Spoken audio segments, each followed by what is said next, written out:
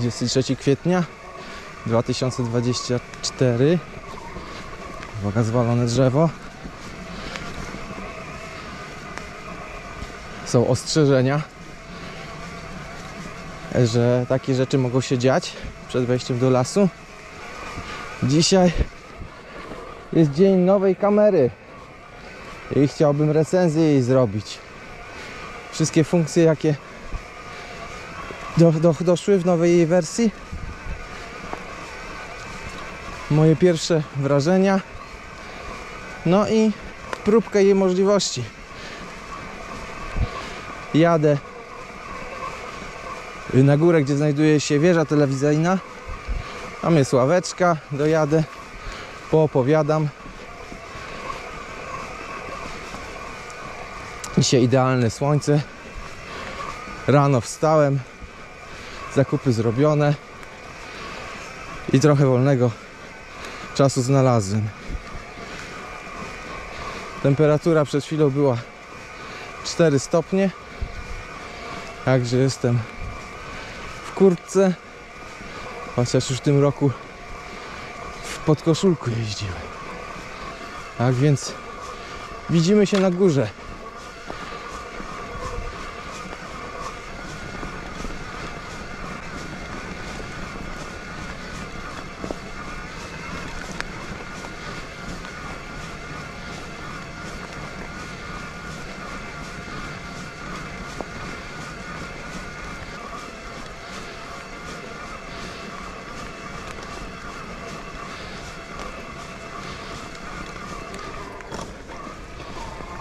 I jesteśmy na miejscu.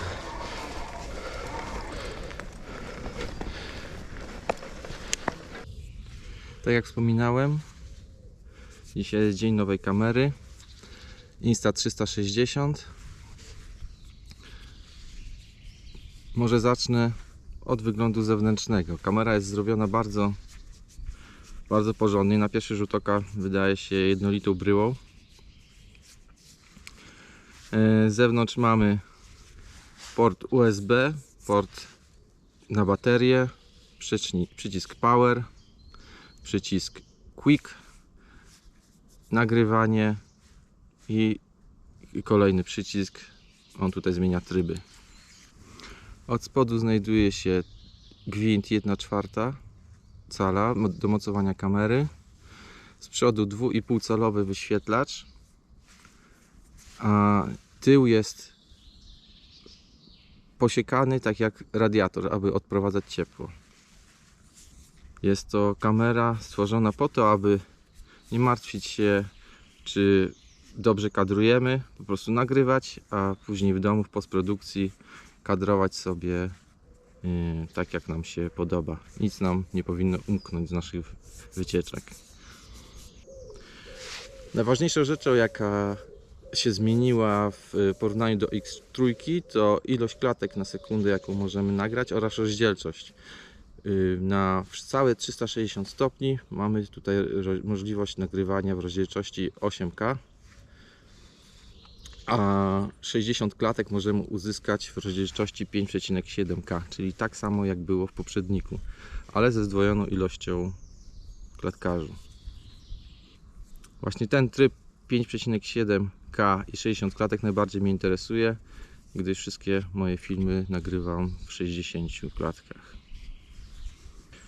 Insta reklamuje bardzo tą kamerę jako 8K, a tak naprawdę po przekadrowaniu maksymalną rozdzielczość, jaką możemy uzyskać, to będzie 4K. Przy 5,7 to tak naprawdę jest Full HD. Ludzkie oko ma kąt widzenia od 85 do 100 stopni, tak więc 8K, jeżeli podzielimy powiedzmy na co 90 stopni, czyli 1/4 rozdzielczości 8K przypada na przekadrowanie, na mniej więcej kąt widzenia naszego oka. Także 2000 pikseli. Kamera może pracować także w trybie jednego obiektywu.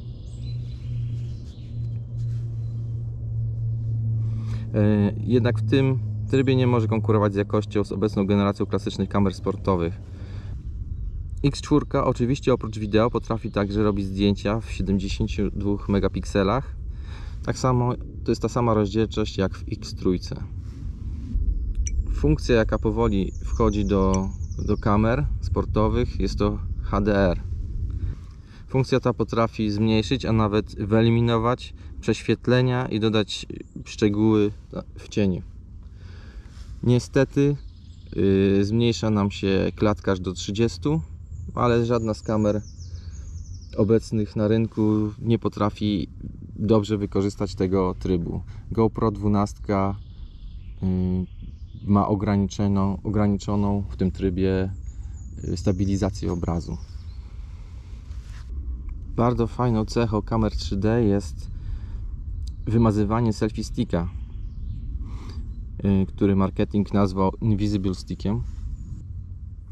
Jednym z trybów 2D jest tryb Mi Mode, który automatycznie kadruje na nas. Jest on przeznaczony głównie dla vlogerów. Nie musimy wtedy w postprodukcji kadrować i niczego robić. Gotowe wideo 2D powstaje. Najważniejszą cechą kamer sportowych jest stabilizacja obrazu. Dzięki nagrywaniu w 360 stopniach X4 wygrywa pod tym względem z liderem GoPro i nawet z modyfikacją Max Lens dzięki swojej funkcji blokady horyzontu w dwóch osiach, a nie tylko w jednej jak w klasycznych kamerach. Kolejną bardzo ważną zmianą jest dodanie osłoń na obiektywy. Moim zdaniem jest to najważniejsza zmiana, jaka klasyfikuje tą kamerę już jako kamerę sportową. W zestawie dołączone są osłonki plastikowe. Można też kupić osłonki premium, które są z hartowanego szkła. W funkcjach kamery należy wybrać, aby oprogramowanie mogło kompensować zniekształcenia. Niestety wraz z podniesieniem jakości obrazu, sorry za samolot, zwiększyły się gabaryty urządzenia, m.in. przez powiększenie baterii do 2200 mAh. Producent zapewnia, że w rozdzielczości 5,7K i w 30 klatkach kamera może nagrywać aż do 135 minut. Jest to czas zwiększony względem X3 o 67%. Czas nagrywania w 8K i 30 klatkach to jest 71 minut. Kamera jest oczywiście wodoodporna do 10 metrów, ale uwaga, w trybie 360 stopni nie działa. Kamera nie posiada modułu GPS, to jest dosyć dużym mankamentem. Można ją sparować z nawigacją Garmin. Nie udało mi się tego zrobić, znaczy udało mi się sparować, ale działa to tragicznie. Nawet nie wiem, czy wysyła sygnał GPS, dlatego że nie da się wystartować nagrywania w 60 klatkach, tylko w 30. Jest to zrobione po łebkach i nie polecam używania Garmina jako sterowania tą kamerą. Zamówiłem pilota do niej i wtedy przetestujemy, jak on się sprawuje i jak ten sygnał GPS jest przekazywany do tej kamery. W GoPro mogliśmy sterować głosem. Tutaj możemy sterować głosem, ale możemy też gestami. Oprócz klasycznych trybów nagrywania są bardziej ekstrawaganckie, takie jak bullet time, do którego są potrzebne dodatkowo akcesoria. O wiele ciekawszymi trybami dla mnie jest time shift i time lapse, który można nagrywać w rozdzielczości 11K. O samym kadrowaniu w postprodukcji można by zrobić osobny odcinek, jednak jedna funkcja bardzo mnie zainteresowała, jest to automatyczne kadrowanie na wybranym obiekcie. Coś podobnego jak w dronie jest follow. Dobra, a co dostajemy do kamery? Jak już wspominałem, osłonki na obiektywy, thermal guard, osłonka termiczna, jeżeli jest zimniej, aby ją zainstalować. Niektórzy mówili, że to jest osłonka przeciwuderzeniowa. Nie, to jest osłonka, aby zmniejszyć, zablokować tutaj te radiatory, aby nie było takiego przepływu powietrza i żeby nam się nie wychładzała kamera w zimniejsze dni. Do tego oczywiście ściereczkę dostajemy, kabel USB, etui. Ja kamerę kupiłem w zestawie z dodatkową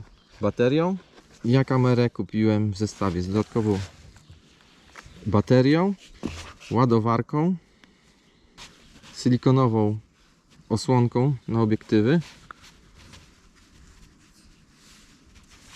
i selfie stickiem 85 cm. Do tego etui, aby to wszystko pomieścić. Dodatkowo kupiłem zestaw montażowy do kasku. Dzięki niemu mogę zainstalować kamerę na 3 sposoby. Klasycznie na środku kasku, jako ponytail, czyli ogon kucyka, i symulować tym widok z trzeciej osoby, zza pleców, i jako unicorn, czyli jednorożec, i skupić kadr na sobie. Tak wygląda tryb jednorożca. Jeżeli obrócimy już drugą stronę, mamy ponytail. I jeżeli zamontujemy kamerę na środku, tylko nie mam tego mocowania i nie jest dodawane do żadnego z zestawów, trzeba uważać na to, gdyż kupimy sobie Insta360, mając jako mocowania na GoPro, nie jesteśmy w stanie jej zainstalować. Trzeba dokupić przejściówkę. Jakie by się podsumowanie przydało na koniec? Obecnie jest to najlepsza kamera 360, nie jest bezkonkurencyjna. W trybie jednoobiektywowym nie pobije obecnych klasycznych kamer sportowych. Dodatkowa ochrona soczewek zrobiła z tej kamery naprawdę prawdziwą kamerę sportową w końcu. X4 daje nam dużo możliwości kreatywnego nagrywania naszego hobby i pokazywania go innym, i jest to jej główna zaleta. W tym roku ma wyjść alternatywa od GoPro, GoPro Max 2, już jest zapowiedziana. Pewnie wydadzą ją jak zwykle pod koniec lata albo na początku jesieni. Zawsze mnie dziwiła ta decyzja, czemu wydawać po sezonie, a nie przed lub w trakcie. Tak czy inaczej, na razie liderem jest Insta360 X4 i jest bezkonkurencyjną kamerą sportową 360.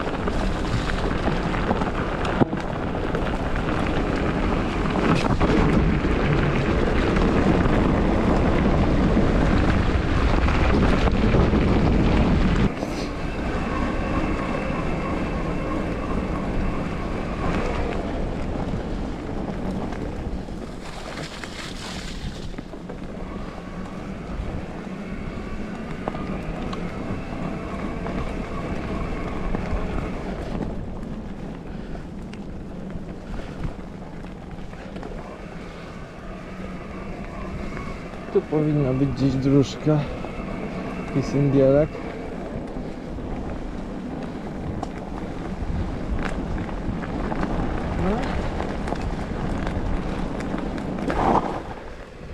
Jest.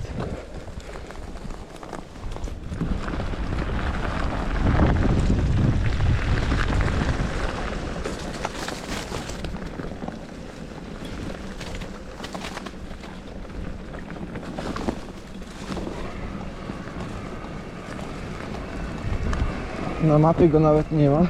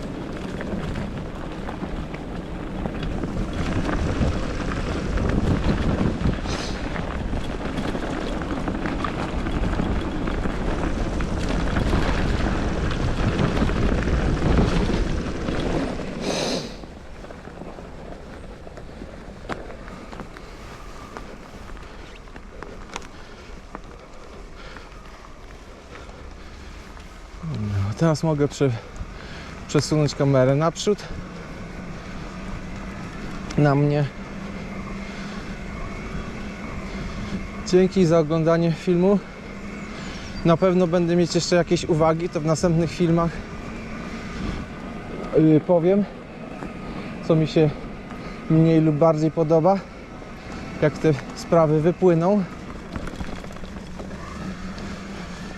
Tak samo jeszcze pilota będę testował do Insta360. Dodatkowo mocowanie przyjdzie, tak żebym mógł bezpośrednio bez tego przedłużacza na kasku zainstalować. No i to są plany na najbliższe dni. Bo tam jakieś dzieciaki się bawiły, krzyczały z przedszkola na wycieczce do lasu. To jeszcze raz dzięki, a ja uciekam. Na razie, hej, papa.